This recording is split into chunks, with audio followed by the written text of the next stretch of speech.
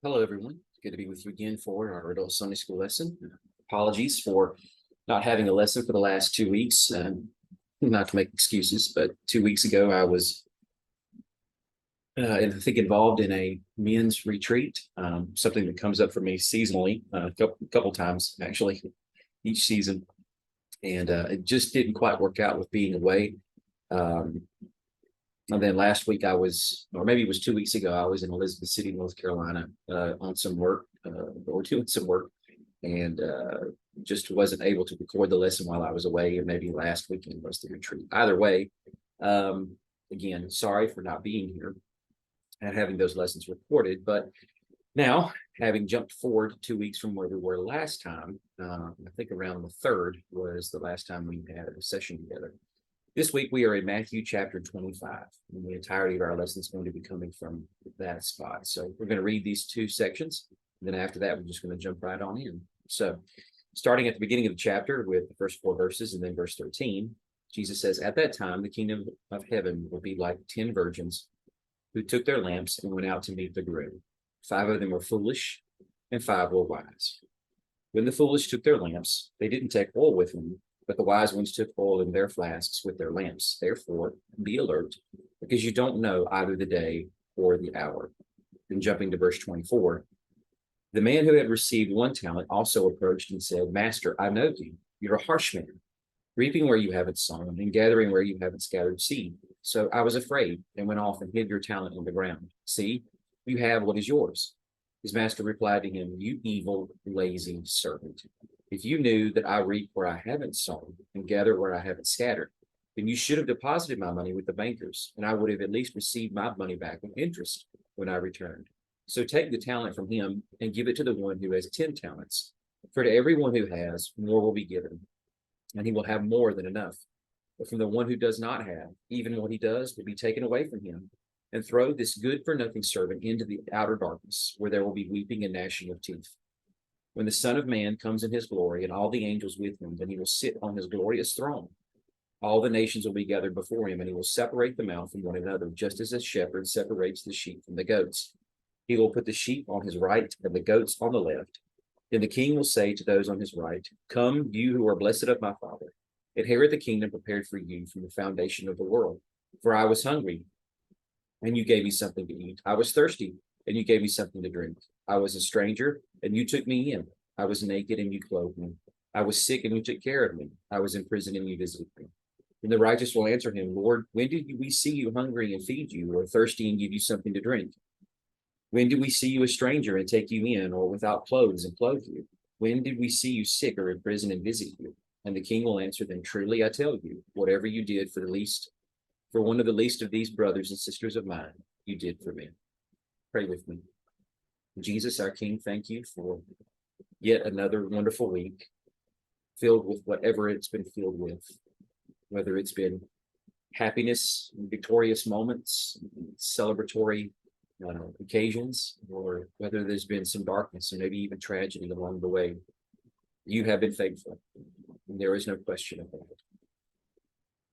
Thank you for renewing your mercies day by day. Thank you for drawing us deeper into relationship with you, sanctifying us and making us more like you.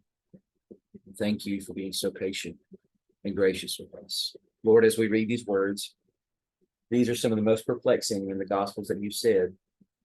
And Lord, of course, the challenge for many of us is looking at these words. We have a familiarity with how others have interpreted them for us. Lord, I'm nobody. I have no gifts of my own. Gifts that you have given me are what I hope to use to glorify you. But Lord, of course, that depends on how, to some degree, I guess, how well I understand these passages myself. And so I put myself right on par with my students, as I always am. I'm learning, and I hope to be able to transmit something of what I've learned, and hope that it's faithful in interpreting your word to those who are listening. I pray that you'll help us all to just ask questions and to be willing to accept the answers, whatever they might be, if we discover them today. Help us to follow the breadcrumb trail and to put aside biases or assumptions that we've gathered along the way, as we should with every passage of Scripture, so as to maintain what the true and faithful meaning is, and help us to just ascertain what that is if we haven't already. We ask this for your glory's sake. Amen. So talking here of virgins and talents and sheep. So in our time together, there's obviously not enough for us to be able to decipher everything that's here. And one thing that we have to readily acknowledge as we go through this is our understanding of eschatology as it deals strictly with end time events is going to somewhat inform how we think of this. And of course, that means, as I was praying a second ago, there's some measure of bias there. Whatever we have adopted as our understanding of eschatology is going to be what we're more comfortable with. And I have to say, as much as I encourage you to myself, that we need to always be willing to set that aside and just listen to the text. And then, of course, appreciate that text in the larger meta narrative. And the Gospels are unique in the sense that we have 4 accounts of this one man, Jesus, apart from any other character in Scripture. And with that, we've got repetition of Jesus's words. And with that, we also have a modularity concept in place, as goes the way these disciples or authors of these Gospels want to use this information. And we're going to see that between Matthew and Luke. And the question then becomes, which one is perhaps more faithfully representing when Jesus said what he did in chronological order? And I have to say, and you have to be willing to admit, there's no way of knowing. We have no gospel writer or any other person, both in the Bible or outside of Scripture, recounting the history of how these particular works were assembled and when, as to who wrote the words of Jesus, representing a more chronological or historically accurate rendering of when those words were said. So because we don't have that, it's a little bit silly to try to assume that one particular account does, only because it suits a particular style of eschatological rendering or thinking that we appreciate, and therefore other gospel writers have to be interpreted in that vein, because it could just as easily be said the other way, right? And so if that's the case, we have to read this eclectically. And because of that, it's going to force us to strain our minds just a little bit to try to take all of it in a more broader scope. But with that, I think it's going to give us a more solid grounding as to what exactly Jesus is trying to get at here. And I'm going to try to use the word as often as I can. It would appear, or seemingly, and I do that because I'm trying to help us understand these are conclusions we can come to, but I try not to be dogmatic. And if I do, forgive me. Understand, as the disclaimer up front here and now, this is what I truly mean as goes talking about these things with you, is that I'm always trying to help us arrive at a place where it would seem this is the logical conclusion that we should get from what we're reading. Albeit sometimes I can get a little bit carried away, just as any teacher might. So when I do that, for me, substitute in the phrase or word seemingly or it would appear. And I think you'll be a little bit more gracious toward me if I'm in that vein, if I'm saying things that you perhaps don't necessarily agree with. So starting with the beginning of our text in chapter 25, understanding that this is the end of a 3-chapter discourse. And we know it's a 3-chapter discourse, even though chapter 23 is almost entirely material that is filled with Jesus lambasting the Pharisees. Understand at the end of that chapter, he gives a charge against the Pharisees of what they're going to be held accountable for. That is the blood that has been spilled of every prophet from Abel down to Zechariah, son of Berechiah, who they, as Jesus says, slay in front of the altar.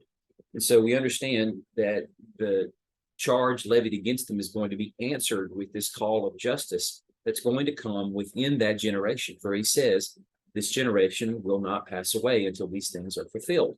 Now, that becomes a linking phrase that carries us over toward the end of chapter 24, where after Jesus discusses the fall of Jerusalem and the destruction of the temple, he says those things will happen within that generation.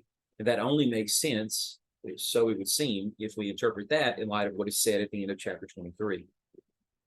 So these two chapters become linked together, and it's only obvious when we transition to chapter 25 with verse 1 at that time. But we have to understand what at that time means, as goes when the timing of this is going to occur. So we're striving at trying to answer that. And I think we might find the answer to this back in 24 when we look at verse 26.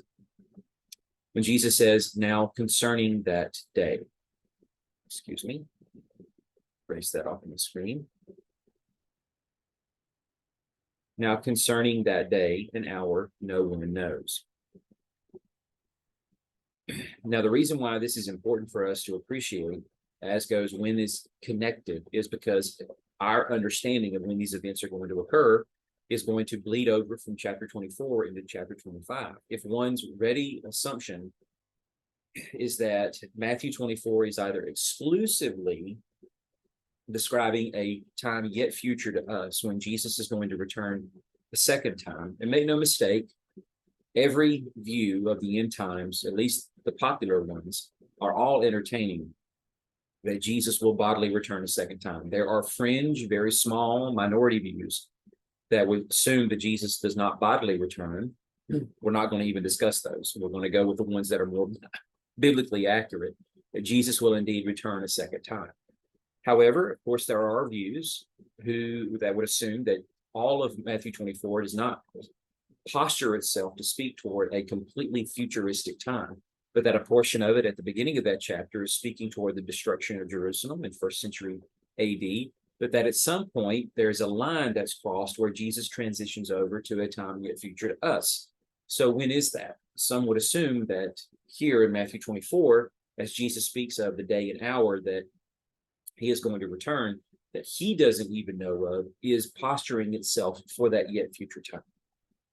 We'll have to hold that in abeyance for the moment and see whether or not that's the case, because I'm of a more preterist viewpoint that assumes all of Matthew 24 is speaking of the events that occurred in first century AD. Please don't let that turn you off. Listen as I continue to challenge us on this. Maybe I'm wrong, and of course I would love to be pointed out if that's the case, not to challenge anyone's perspective on it, but just simply to listen to what is being said and read and study and learn myself, as I had once adopted that premillennial dispensational viewpoint and assumed that all of Matthew 24 did lay within a future time period. And my understanding of it has since shifted as I have come to study it more myself. Not necessarily that I've gained more knowledge than you or anything like that.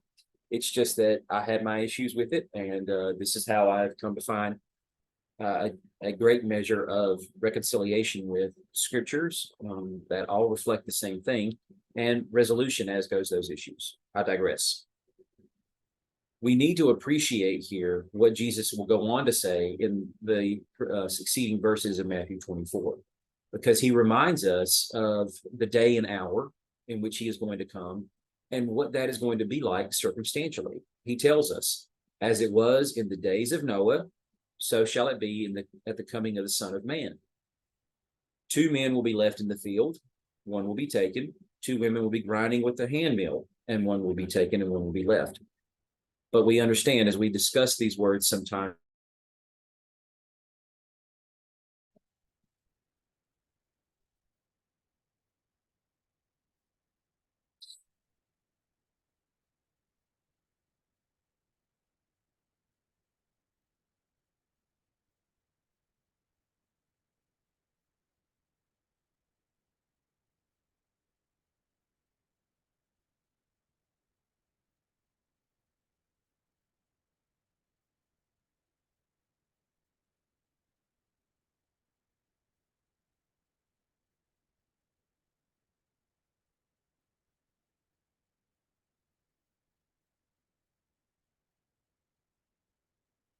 forgive me if there's a pause or interlude there, because my internet dropped for just a second and my program stopped recording, and then it said it was recording again, but I wasn't sure and I didn't have anything on the screen. So if that's as part of this recording, as I won't know until it's all said and done, I do apologize. Anyway, we studied this some time ago when we were looking at it from Luke's perspective, when we were in Luke 17, and I drew comparison to Matthew 24 then. So let me remind us of Luke's use of these words because what we call the Olivet Discourse of Matthew's Gospel, Matthew 24 and 25, is given to us in Luke chapter 21. However, Luke does not record Jesus saying these words about as it was in the days of Noah, and about men being in the field, women will be grinding at the mill, one taking the other left. So let's go back to Luke 17, where Jesus is using these words. And, or I should say, where Luke is using Jesus's words. When Jesus was asked by the Pharisees when the kingdom of God would come, circumstantially, that is where we understand Jesus is saying these words.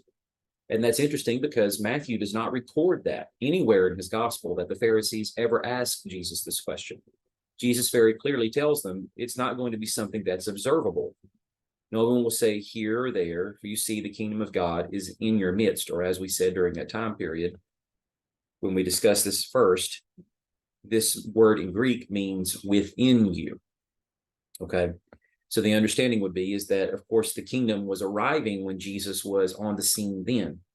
Hence the reason he was preparing them, those who, like his own disciples, were assuming that there was going to be some physicality to the kingdom that was going to arrive, that was going to be the once all, end all, be all. But Jesus was telling them that's not how the kingdom arrives. Instead, it's already present among them, as he has been preaching now for some time. Behold, the kingdom is at hand. Repent, believe this good news. As Mark tells us, Jesus said in the first chapter of his gospel. He goes on to say, but first it's necessary that he, the Son of Man, suffer many things and be rejected by this generation. So that was going to actually coincide with the arrival of the kingdom, as Jesus is pairing all this up together. Just as it was in the days of Noah. Aha, there it was, there it is. In the days of Noah, so will it be in the days of the Son of Man. Now, Jesus is talking about the arrival of the kingdom. So how then can this be, as goes pairing it up with Noah and Noah's story climaxing at a time of apocalyptic-like judgment, as goes an upending, world-destroying judgment. Or he goes on to say, as it was in the days of Lot. And as we pointed out when we discussed this previously, what happened in the days of Lot? He's speaking about the destruction of the cities of the plain, namely Sodom and Gomorrah. What Jesus is clearly alluding to, or so it would seem, is the fact that, as Luke makes it very clear when he does get into the Olivet Discourse, whereas Matthew and Mark use the more enigmatic phrase, abomination which causes or brings about desolation.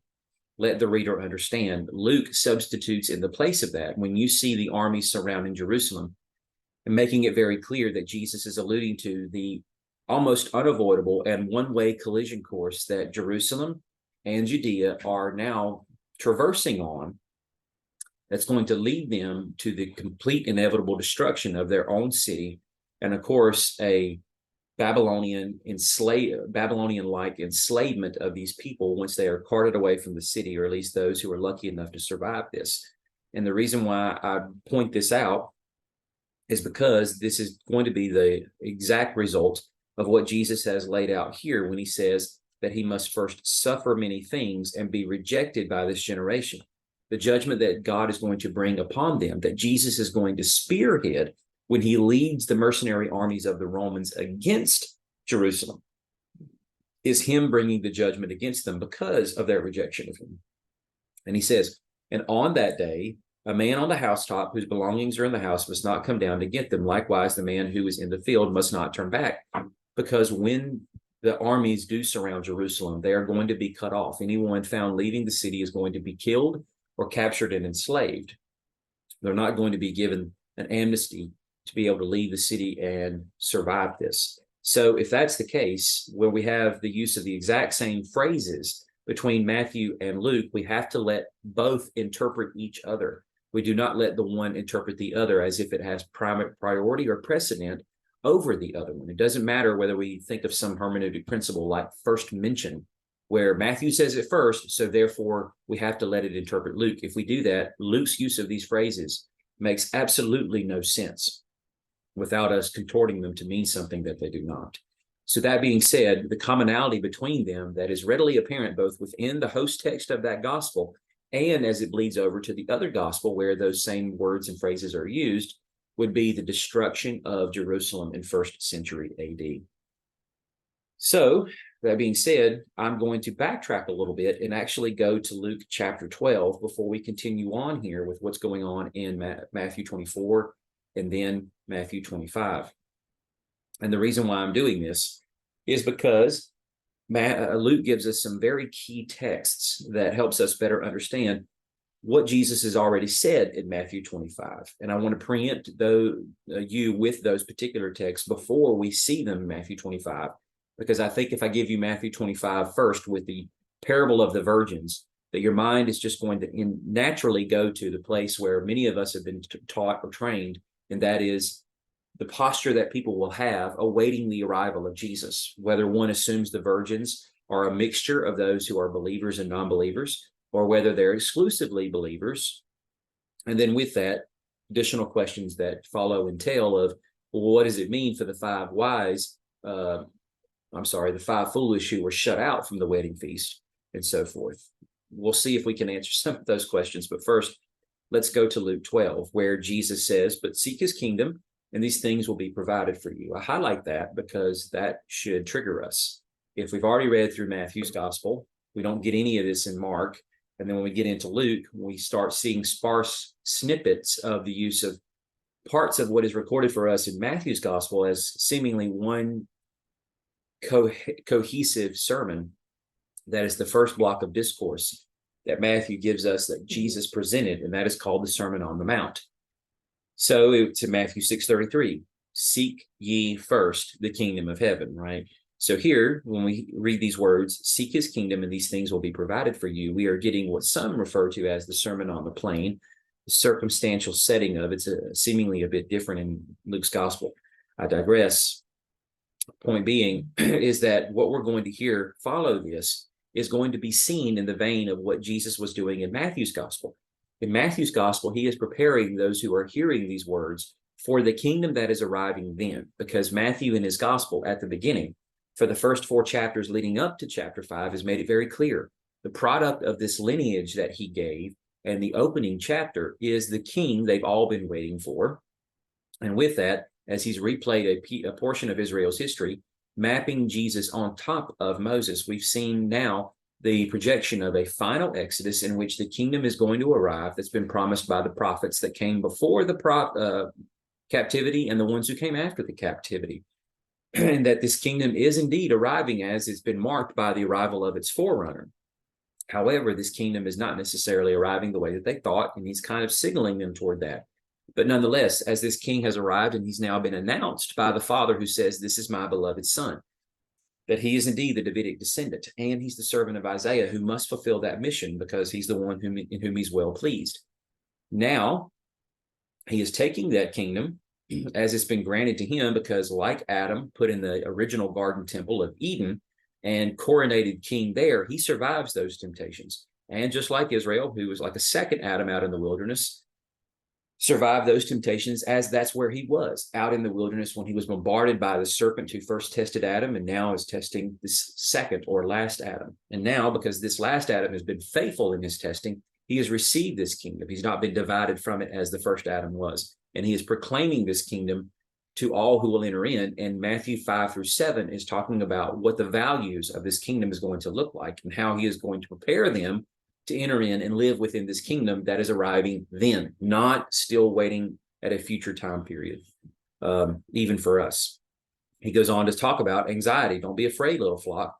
Your Father delights to give you the kingdom. So sell your possessions, give it to the poor, make money bags for yourselves that won't grow old, an exhaustible treasure in heaven where no thief comes near and no moth destroys. For where your treasure is, there your heart will be also." We've heard these words right there from the Sermon on the Mount. Again, preparation for life then.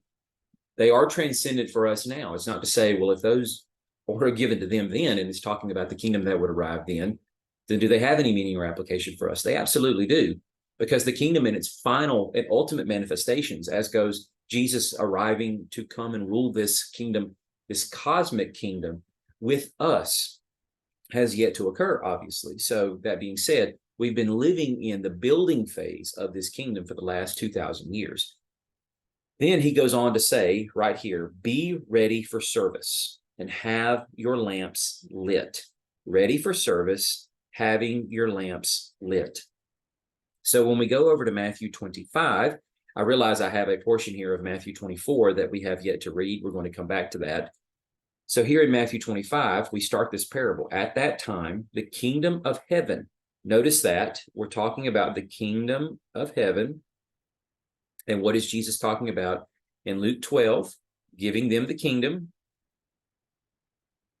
And of course, this comes from Matthew chapters 5 through 7, as we talked about. This Sermon on the Mount deals with the arrival of the kingdom and its king to rule over them, and how the posture of this kingdom and its character is going to be seen in human history as it develops over the time that will come after the arrival of that kingdom, which began 2,000 years ago. So at that time, if we've understood Matthew 24 as we should, and I believe that's to be seen as all of that chapter deals with the destruction of Jerusalem in first century AD, that at that time, what is the kingdom of heaven going to be like? That is what this parable is really chasing after, is the character and nature of the kingdom. And those who are already part of the kingdom, how will they posture themselves within this kingdom once its king arrives? And the arrival of the king at that moment will be seen as Jesus leading the armies against Jerusalem to destroy it, because both Jerusalem and the greater empire of Rome have taken on this bloodlust of destroying Christians, with Nero leading the helm and having or providing no challenge against Jerusalem, who now feels it's open season and they can do whatever they want when it comes to destroying Jewish Christians within their own walls. Nothing within Scripture is actually given to us that speak about the heinous torture that Jews were actually levying against Christians at this time period, because the book of Acts ends with Paul in Rome, which is sometime within the 50s or maybe early 60s, depending on one's viewpoint of how the book of Acts ends. But of course, that being the case, that's only the lead up to the time when Nero is launching his persecution against the Christians and the events that's going on in Jerusalem, which no aspect of Scripture records. We have to lean on those historians present in the time who witnessed these things to help us understand what exactly was the Jewish attitude toward Christians in Jerusalem during those final years before the destruction of Jerusalem. I digress again. Anyway, the kingdom of heaven will be like 10 virgins who took their lamps and went out to meet the groom. There seems to be some linking phrases here. When Jesus goes, when we go back to Luke chapter 12, where Jesus says, be ready for service and have your lamps lit.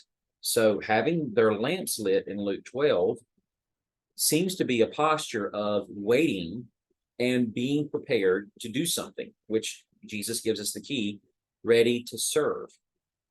Now, one could say, well, we're talking about two entirely different things between Matthew 25 and Luke 12. But I would say that needs to be challenged because of the fact that we understand Matthew 24 to be describing the destruction of Jerusalem and the arrival of the kingdom during that time period, and the posture of the servants of the master or the king during that time period is to serve, to carry out the master's agenda, to do exactly what he has commissioned them to do.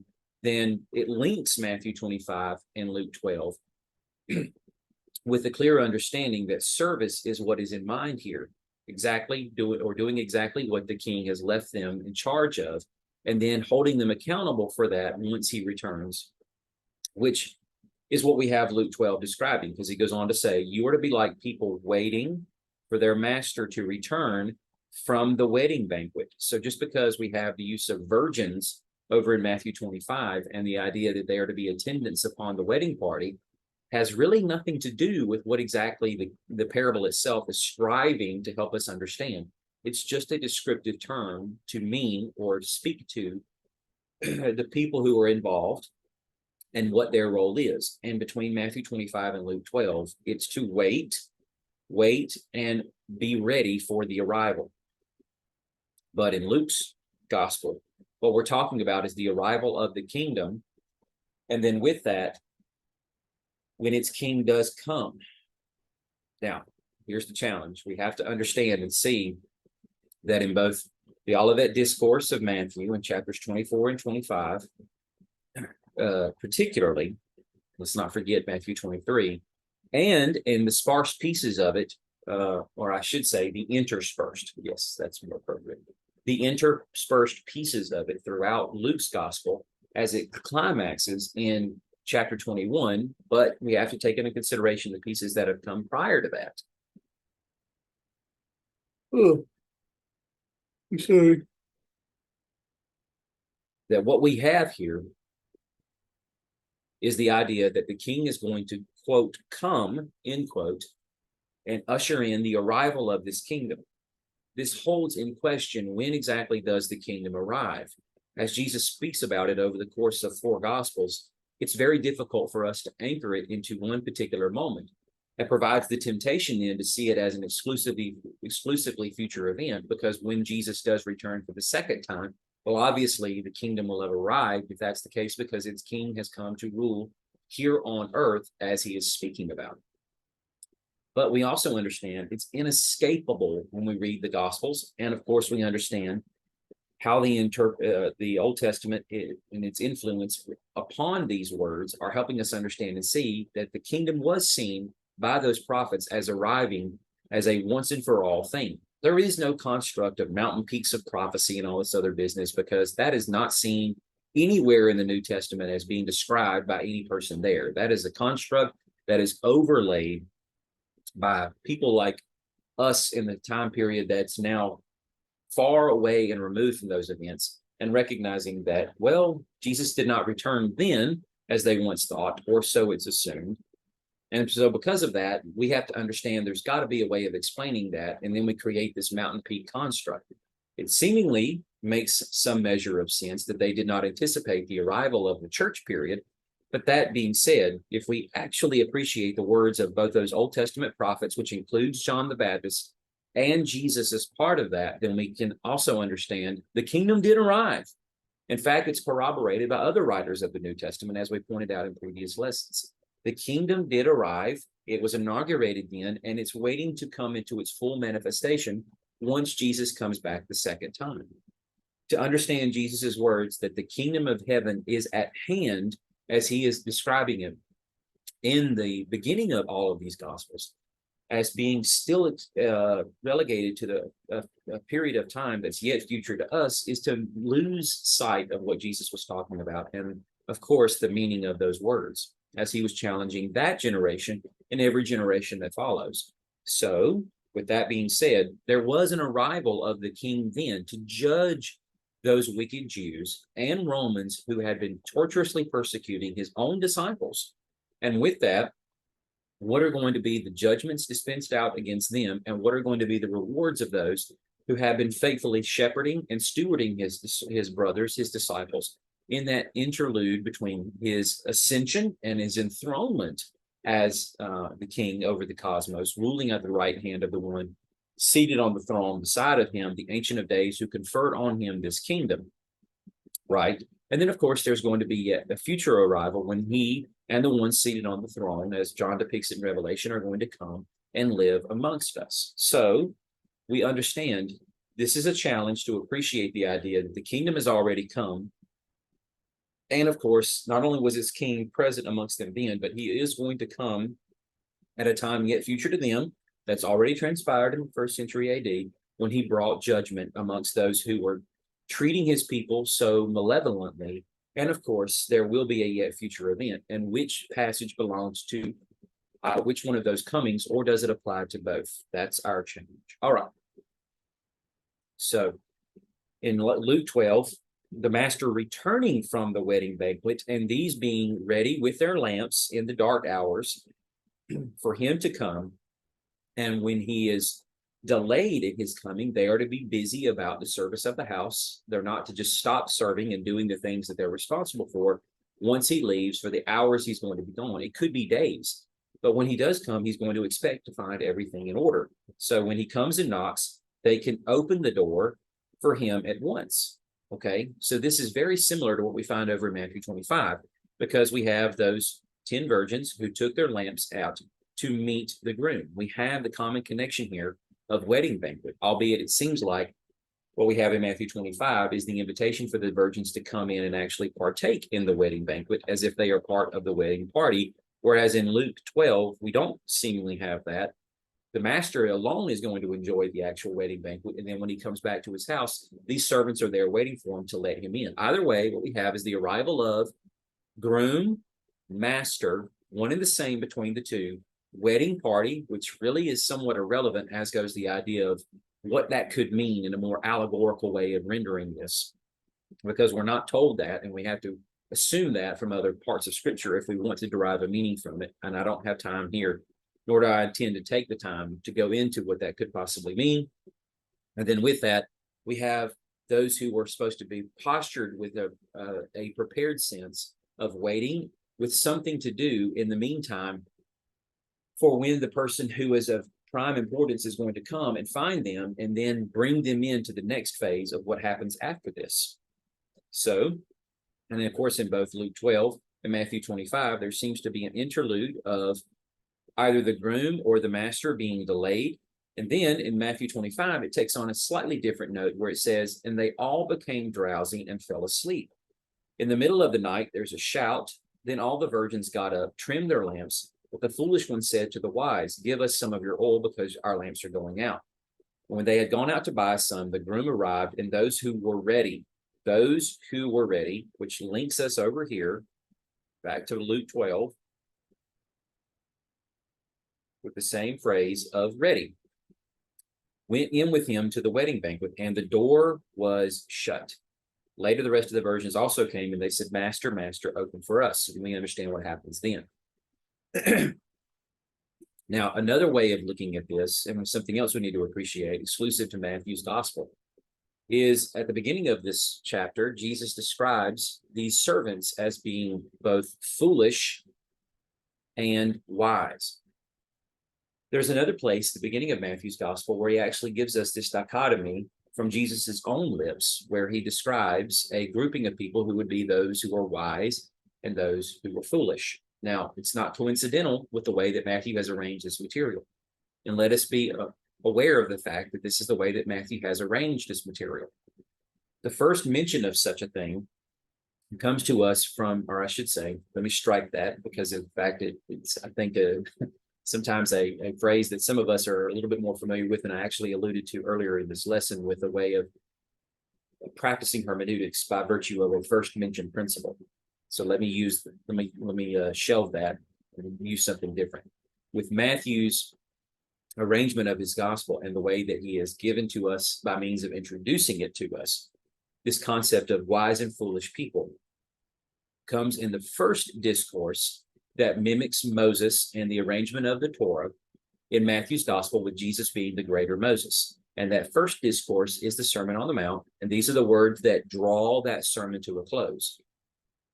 Here in Matthew 25, we have the ending of the fifth and final discourse. And so it's not coincidental that Matthew would seemingly bookend these discourses with a drawing to a close, or a series of conclusory statements that dichotomize those who have heard these words and how they will respond to them.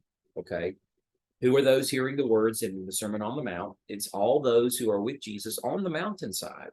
And of course, he's speaking to his disciples, because those are the ones that Jesus primarily sat down and talked to. All these others who are there listening are kind of there along for the ride to hear those words and do something with them. But of course, as they are aimed primarily at the disciples, these are the ones who are charged with those words, and they have to respond in some sort of way.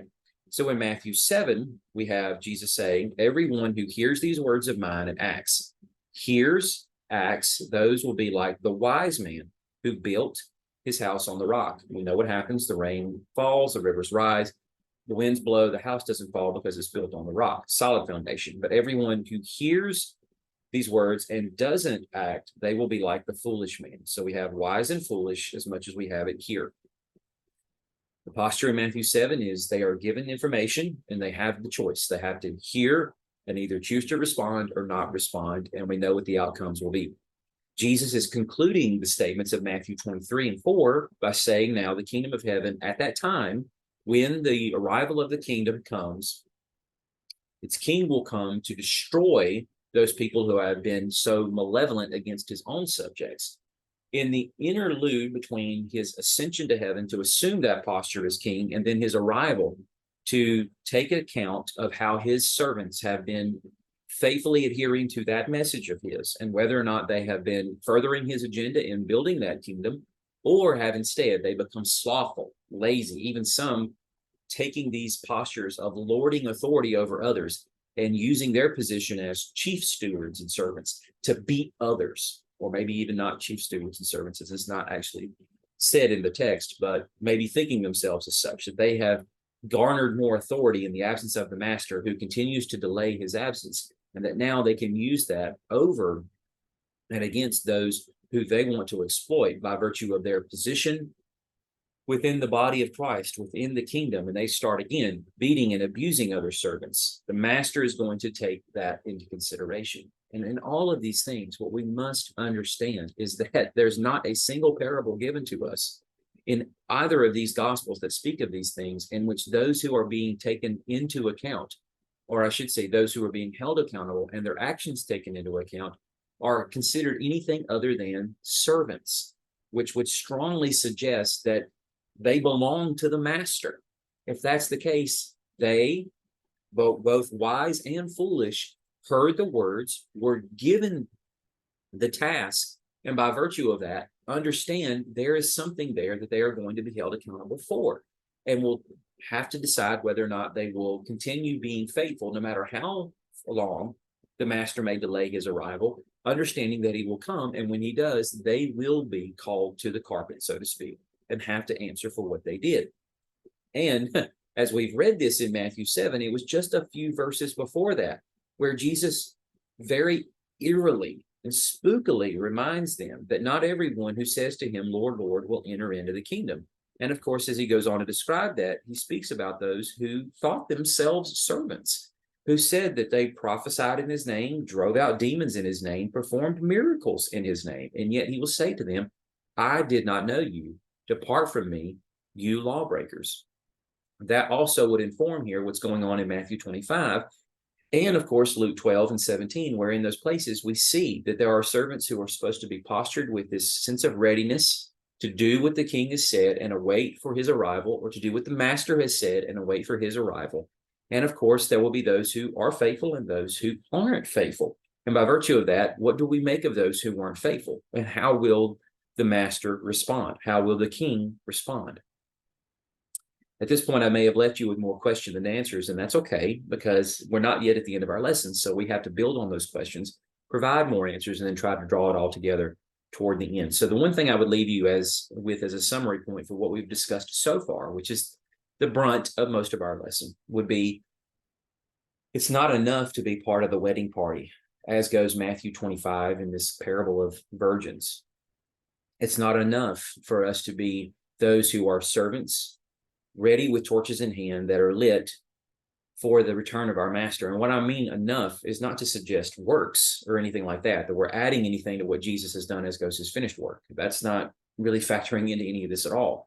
What I mean by it's not enough is to say that we're not just simply invited into the wedding party, and then by virtue of that, everything's done, and we don't have to worry about doing anything else. We can do whatever we want now. No, we have a kingdom agenda that is given to us, a very clear understanding on the part of the master or the king, depending on which section you're reading, of what we're supposed to be doing.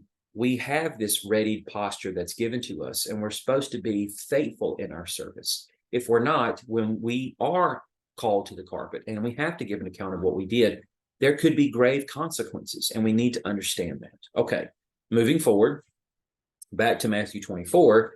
In the next parable, Jesus then asks, who then is the faithful and wise servant? Remember, this comes right on the heels of what we just read, as goes the parable of the virgins. So we understand, as he's kind of, in a sense, interpreting it for us, the virgins are servants, which links it very clearly for us to Luke chapter 12 and what we discussed there, whom his master has put in the charge of the household to give food to them at the proper time, which would simply mean there are going to be those who are charged with oversight of those who are also part of the household, because part of the steward or chief servant's job would be to make sure that they administrate all these tasks that has been left under their charge. And a part of it too would be feeding the servants and making sure that not only are they cared for, but that the servants don't go crazy and then just take all the rations and eat them for themselves and then leave them without anything to eat at all, or those kinds of things. It's to maintain order,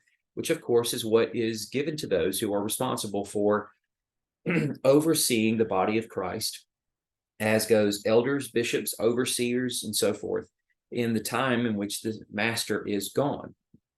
That being said, and of course, administrating this kingdom message and agenda. That begins immediately after Jesus leaves the scene, and it continues on for several decades until he arrives to oversee the destruction of Jerusalem. Let me stop there and go on with Matthew 24. So blessed is that servant whom the master finds him doing his job when he comes. Truly, I tell you, he will put him in charge of all his possessions. But if that wicked servant then says in his heart, my master has delayed his coming, he starts to beat his fellow servants and eats and drinks with drunkards, that servant's master will come at a day and hour he does not expect, and an hour he does not know, and will cut him to pieces, assign him a place with the hypocrites, where there will be weeping and gnashing of teeth.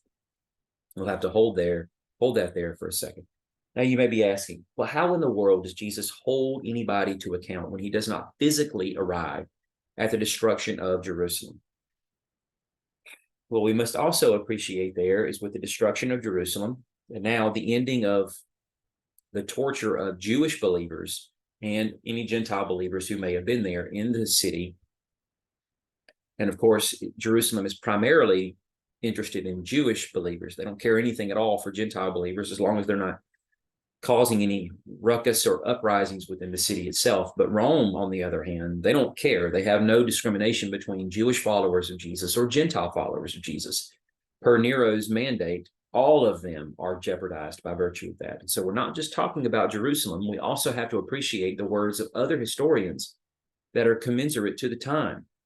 Josephus focusing primarily on what was going on in Jerusalem, as he was actually conscripted to chronicle those events by Titus after Masada was destroyed, where Josephus was serving as a general over a contingent of Jewish forces at that time.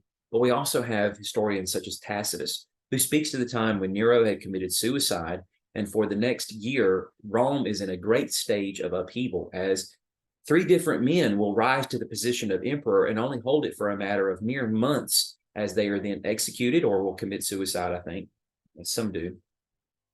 And then, of course, the challenge is reinstituted yet again. Who is going to be the one that will take over for the now defunct and at its own end Julian dynasty? And that gives rise to the second Roman dynasty, the Flavian dynasty, who will then begin with Vespasian, who will end his portion of the siege of all of Israel or Israeli territory, starting with Galilee in the north, moving its way systematically toward Judea in the south. But before Vespasian ever gets there, he has to turn the reins of this effort over to his son Titus, to then go back and take over the Roman seat of imperator or emperor, because of the fact Rome is, as Tacitus would say, almost on the brink of civil war. Some measures of civil war actually are going on, because we have different factions of Roman armies fighting against each other to elevate their general to the position of primacy as Roman imperator, until Vespasian comes, a man who actually commands the respect of a vast many, or I should say a vast majority, of Rome's armed forces and politicians, can then finally settle all of this and consolidate what is left under his own headship as emperor. And with that, he has a bit more favorable disposition toward Christians, in the sense that he doesn't really care who they are or what they do, so long as it doesn't actually require Rome to have to step in to keep the peace or anything like that. And now that many of these Jewish people who were maligning Christians have been destroyed by virtue of the complete annihilation of Jerusalem, then much of that is over with. So that being said, we consider that not only has Jerusalem and Judea, but also Rome at large been judged by virtue of what they were doing against believers. And all of that, whether we're talking about judgments that have been levied against Rome, as goes the greater empire, or those who were in Jerusalem. They were perhaps judged at the hands of those whom Jesus led to judge them, by putting some of them to death even, who claimed to be believers and were not, or were believers but were acting so malevolently against others, in the way we see it described here, by beating them, by acting like, or eating and drinking with drunkards and so forth. That they were then cut to pieces after they were assigned a place with the hypocrites, where they would be weeping and gnashing of teeth. That judgment could have come upon them then. Just because we don't have any actual record of such a thing that we have that survives us to the here and now, and there may be, we just don't know of it, recorded in the words of other historians of the time, but I doubt any of them would have been interested in such a thing. That we cannot argue from silence that that could not have been the case, and that it did not happen, and that by virtue of that, this must mean it is yet still future. I just want to challenge you with that. Now we go back over to Luke chapter 12, because again, we can see this in Matthew 24 as being yet future to our time. But as we've started to call that idea into question, what does Luke have to say about this? Well, we go back to Luke 12, where, as you remember up here, he was giving us Luke's rendition of this parable of virgins being postured with lamps, who were supposed to be ready for something. And he has described that here as these servants who are ready for the arrival of the kingdom, having their lamps lit, being ready for service, awaiting their master, who is going to be gone for a time, is going to return, and with that, take them aside and hold them accountable for what it was that they did, whether they were faithful and continued to serve in his absence, or whether or not they were lazy. Because Matthew or Luke will go on to say in this chapter, right after that, who then is the faithful and sensible manager? His master will put him in charge of his household servants to give them their allotted food at their proper time. So this is Luke's use of what Matthew is using of Jesus's words here in Matthew 24. Blessed is that servant. He goes on to say the exact same things. And then he says, as you see here highlighted in red, that the master servant will come, one thing that's held common between these passages, on a day and an hour he does not expect, and he will cut him to pieces. He will assign him a place with the hypocrites or unfaithful. But then Luke goes on to add more words that Jesus is not recorded as saying in Matthew 24. He says, and that servant who knew his master's will and didn't prepare himself or do it will be severely beaten. So there's actually something of a dichotomy here. We shouldn't strain it to be seen in a hyperliteral way. It's just to say there's going to be a gradation of punishments here, because from Matthew's perspective, we would see that as being those who are false believers. They never were part of the kingdom, and by virtue of that, this would be true for the time that we live in as well.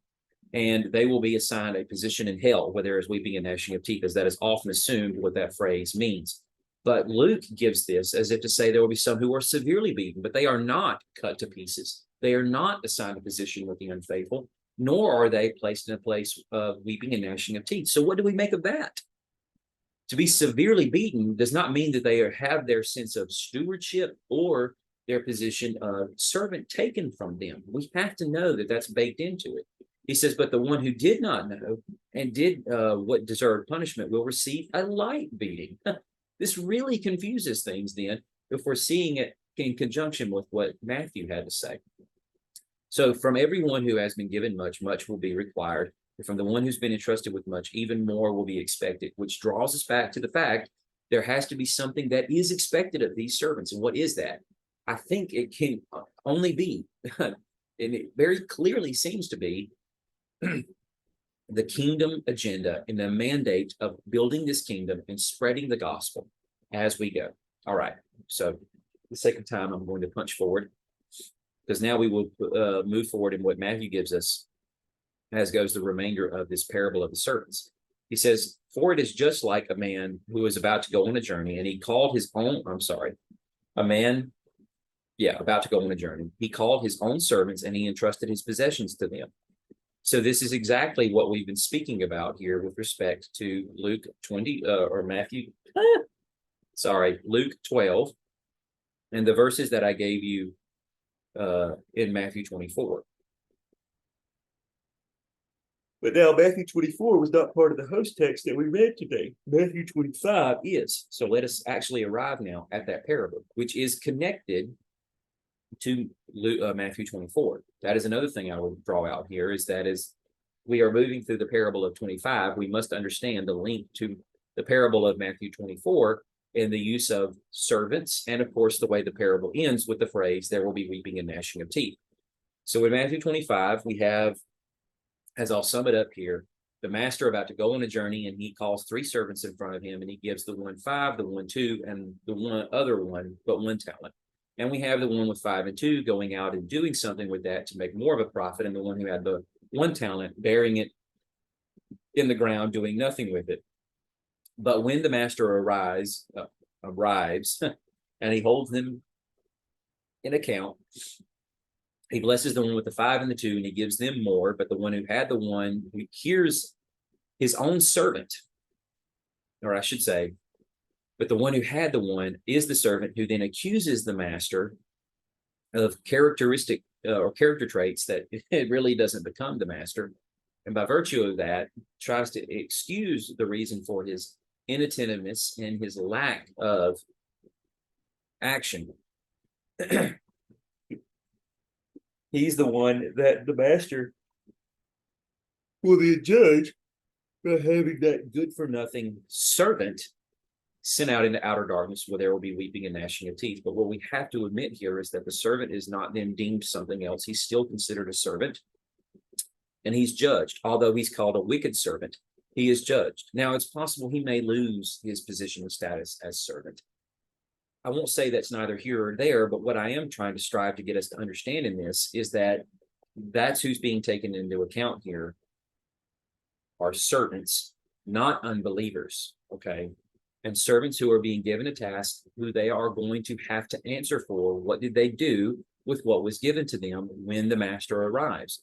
And so one might say, but this is talking about the judgment seat of Christ. The judgment seat of Christ is yet future to us. I will say yes, at the great judgment that ends all judgments, all believers will be called into account for what it is that they do. Or so that's what one would think. I kind of hold to that as being commensurate and simultaneous with the great white throne judgment, not to get into that per se. Is it possible that every believer is going to receive that judgment once they die and they stand before Christ? I don't think the New Testament argues against that. It's just assumed on our part that this is going to be a once and for all judgment that's going to happen with all believers at one time. And I'm not going to go into the details of that and talking about various texts from 1 Corinthians 3 and so forth.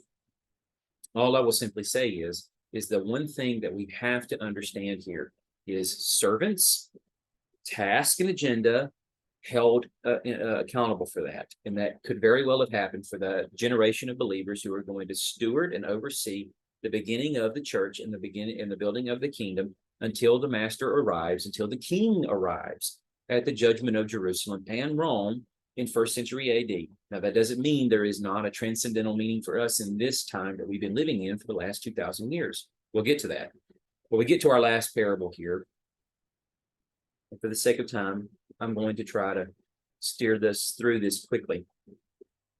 So I think I can fairly sum up here what's going on in Matthew 25, verses 31 through 40 with the sheep and goat judgment. But let me say first here, by reading from Scripture, when the Son of Man comes in his glory and all the angels with him, he will sit on his glorious throne. Now, you might say, in us reading that together, aha, I've caught you. This has to be seen and understood as happening at a yet future time, even to us. This could not have happened in 1st century AD because he has yet to arrive and sit on his glorious throne. Well, number one, that presumes a literal millennial reign of Christ, as goes premillennial dispensationalism, which is not the only way of understanding end-time events or that portion of eschatology. And we should also understand this does not have to be seen in a hyper-literal way, because if we understand the essence of Matthew 24 and Jesus leading the armies of Rome against Jerusalem and spearheading its destruction in the vein of the way many Old Testament prophets would have described, namely Isaiah, would have described God leading mercenary armies that he has conscripted, whether it's the Assyrians or the Babylonians, to come against his own covenant people with destroying the northern kingdom of Israel greatly humbling through a horrific devastation, the southern kingdom of Judah in the days of Hezekiah, or the complete upheaval of the kingdom of Judah in the days of Zedekiah. What we see here is that God was using those forces, whether they knew that or not, and they most likely didn't, or whether God is using Persia to destroy Babylon and bring them to their knees and cripple them. Either way, it's God coming in judgment. And the clear understanding in the Old Testament passages given to us from places like Isaiah 19 is that God is describing himself as coming on the clouds of heaven, bringing judgment. And of course, with that, it's the understanding that he is the ultimate king who presides sovereignly over the fates of all humanity. And this, of course, deals primarily with his own covenant people and how they shake out in the end. And we don't have time to go through all those instances, but we've done that before in other lessons. Jesus is describing the same thing when he says so much in Matthew's gospel, where he tells those in Caiaphas's presence when he is being brought to trial there, which we'll talk about in just a second, how that factors in. But let me stop for a second here before I go to that passage and help us understand. Here we have it, Son of Man comes in his glory and the angels with him, seated on his throne. We go to Daniel 7 and we watch as he describes the one who is like a son of man coming on the clouds of heaven. Hold on a second, let me erase some stuff. Son of Man coming on the clouds of heaven as he approaches the Ancient of Days. He's escorted to his presence and he is given dominion, glory, a kingdom, so that every people, nation, and language will serve him, and so on. So at that moment, Son of Man arrives on the scene on the clouds of heaven, not coming down, but actually going up into the presence of the Ancient of Days to have this kingdom that will never end conferred on him. Now, when will this happen? I think Jesus is very clearly telling us this in John 12, as John has already laid down a breadcrumb trail beginning in John chapter 3 and now crescendoing in John 12, what Jesus said, as for me, if I am lifted up is enthronement language. It's given to us first in Isaiah 6, where we clearly see it as the one who is seated on the throne in heaven, but yet whose feet touch the footstool of that throne, the Ark of the Covenant, uniting heaven and earth together in this vision where Isaiah sees himself in the temple, the nexus point between heaven and earth. And the one who he sees is high and lifted up. He is the king who rules as potentate over the cosmos, right? When I'm lifted up from the earth, I will draw all people to myself. He said this to indicate what kind of death he was about to die. So paradoxically, his enthronement actually is the time of his greatest humiliation and seeming defeat, when he's stretching out his arms, giving up the ghost, having been recognized as king of the Jews, and then crowned not with gold and jewels, but with thorns.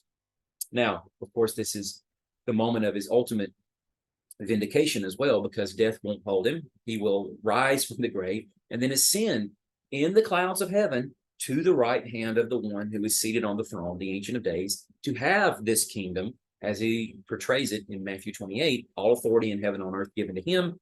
He's now received this kingdom, not will receive it in the future. He has already received it. And the crowd replied to him, we've heard from the law that the Messiah will endure forever. So how can you say the Son of Man must be lifted up? Who is the Son of Man? These are words that come directly from Daniel 7. So what we see in John 12 is that through the use of this enthronement language, he is going to receive this glorious throne then, not yet. Then, yet in the sense of it's coming in the future. You might say, well, okay, but we're talking about the millennial kingdom and the fact he must rule over an earthly kingdom. That is an assumption that one makes if they presume premillennial dispensationalism and a literal millennial kingdom. If we understand what the Gospels are teaching, the fact that the kingdom has arrived and that Jesus is given a cosmic throne to rule from, and that he's already been installed as king, then he's not waiting to be installed as a lesser, more subordinate king, because that is exactly what one would have to admit to when we consider the idea of him ruling on an earthly throne over a strictly Jewish kingdom in order to fulfill some presumed unfulfilled prophecies, as goes the final descendant of David ruling over his kingdom in Jerusalem. I digress. Matthew 26, when Jesus is actually speaking to Caiaphas, I tell you, in the future, you will see the Son of Man seated at the right hand of power, coming on the clouds of heaven. And of course, that does also intimate the idea from Revelation chapter 1 that that will be in the judgment that arrives on that generation as Jesus promised them just a couple of hours or chapters before, when in chapter 1 of Revelation, he says, and those who pierced him will mourn because of him when they see him, right? I would encourage you to go read those yourself. So, and then Acts chapter 7, we have Stephen, who, when his final gasping breaths before he dies, says he sees Jesus standing at the right hand of God, as he says, look, I see the heavens open and the Son of Man, from Daniel, standing at the right hand of God, just verifying for us that's where he has actually been enthroned at. So we go back to Matthew 25 to help us understand then a bit better, I think, of what we're supposed to see here when Jesus says comes in his glory. So the arrival of that kingdom is somewhat colliding as goes Jesus's death and defeat on the cross, followed subsequently by his actual vindication and through his resurrection, and then enthronement at that point as he ascends to the clouds of heaven. Problem is for the next 40 years, we have this interlude where we've got the beginning of the growing of this kingdom as the disciples spread the gospel, as Jesus has told them they are going to serve as his witnesses. And then, of course, with that, we have Jerusalem continuing to do their part to try to work against this and perpetuate the idea that that messianic movement is false, as has been any other messianic movement before it, or those even concomitant with the time of the destruction of Jerusalem, as many messianic pretenders will come forth at that moment. That being said, that they are still peddling the idea that there's going to be a militant, conquering descendant of David who is going to come and destroy the Romans, that what these Jewish Christians are peddling is completely fabricated, as goes, they are peddling this idea that this Messiah of theirs has risen from the grave, when they continue to peddle the lie that he is risen, but in reality, the truth would be that they came and stole his body under cover of darkness, right? And not only that, but they're backing this up. By they, I mean the Jewish elites in Jerusalem. They're backing this up with the threat of killing those or cutting off those from the synagogue and so forth who want to follow this man and these men and their message. So that being said, that sense of kingdom has to be destroyed. It has to be done away with. If it's not challenged, then the question becomes, what will happen of the Christian movement? And as long as it seems like the Jews continue to have the upper hand, because these Christians are not doing anything to defend themselves, they're not taking up arms against Rome or against their fellow Jews. Instead, they continue to preach this message and hope that Jews will come around and believe and accept, or else they suffer the consequence of not. But these Jewish believers and followers of Yeshua are not going to do anything to try to defend themselves. They'll take these punishments that are meted out against them. And so in the eyes of others who are seeing this, they have to ask the question, behind which movement does God actually lie? And through the use of power and might, it would be very tempting and easy for them to see that God is actually blessing the Jews rather than the Jewish believers and followers of Yeshua. So that being said, the symbols of their kingdom have to be stripped away from them. And perhaps the most opulent and ready of those symbols would be the throne, would be, the throne of David, as goes, well, there isn't really a throne of David at that point anymore, but the throne of David, as goes the city of Jerusalem, it's taken away. The seat and capital of their kingdom is destroyed and handed over to the Romans. And the temple, the very seat and throne of God, it's taken away from them as well, as it's destroyed, to make way for the real king and real kingdom that's supposed to come and take its place. All right, so nations gathered before him. We're talking about the nations who have shepherded the followers of Christ for the last near 40 years, from the time that Jesus has left until the time that he comes and exacts this judgment. How have they treated the followers and brothers of Jesus? He gives a few examples here, whether it was they were hungry or thirsty or a stranger, whether they were naked and unclothed or sick, or whether they were in prison. In all of these cases, we're talking about those people who had a means of interacting with Jesus' disciples and what they did in those moments in particularly. And it's not just those disciples. or I should say, it's not just those nations, but it's also the brothers of Jesus. How did they treat each other?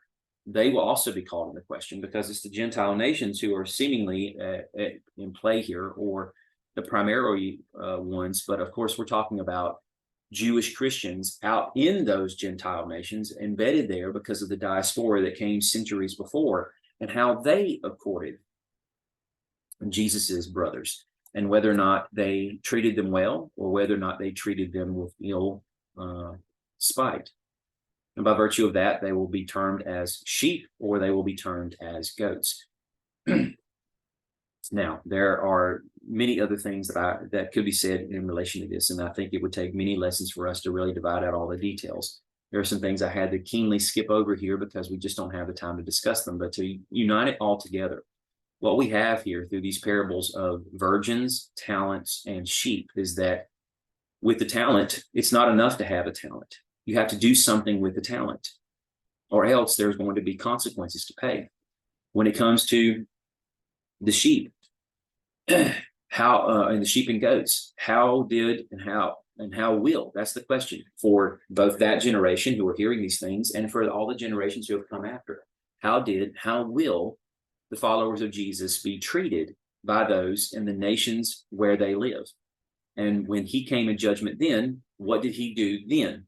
And by virtue of that, when he comes in the future, will there be a repeat of this judgment? That is a looming question, and I don't have time, nor will I take it to answer it. But I will say these are the things that we are charged with. We are invited to the wedding party. We have been entrusted with the talent. We have been given charge over the master's possessions. What are we doing with them? We know we're going to be called into account. And these very grave examples of what will happen to those who chose to be wicked, lazy, and slothful. Now you might think, but I'm not. I mean, I'm not beating anyone. I'm not trying to lord authority over anyone. I'm not mistreating anyone. It may be the case, but there are varying levels of laziness. We have to agree. So it's a very clear black and white picture of as goes, you're busy or you're not. You're seeing the kingdom manifested first in your heart and in the hearts of others, or you aren't. And so that's where I would leave us today, as we are hopefully somewhat more deeply challenged in the way that we understand and apply these particular parables and truths. And so Jesus, as we come before you once again, we thank you, Lord, for helping us better understand these things, or perhaps in some ways we are a little bit more confused, and now by virtue of that, curious, and we need to look a little bit more deeply into these things. And I pray first for myself that I would do that, to not just have settled on an understanding of what these mean, and thereby it's finished for me and there's nothing else to learn. Perhaps my viewpoints need to be corrected, and I pray if that's the case, that you would humble me to see that and lead me to a better understanding, a faithful understanding of these words. And if I need to apologize in the way I've shared them and represented them before others, then help me to do that. But if not, then I pray, Lord, as we've heard this today, that you'll help us to understand whether we'll change our viewpoints of the millennium or anything like that. But one truth we cannot escape is that you have held us, or you are holding us accountable. You have charged us with possessions, with stewardship, an agenda that we have to fulfill, and we need to be busy about it. Lord, we ask these things in your holy name for your glory's sake. Amen.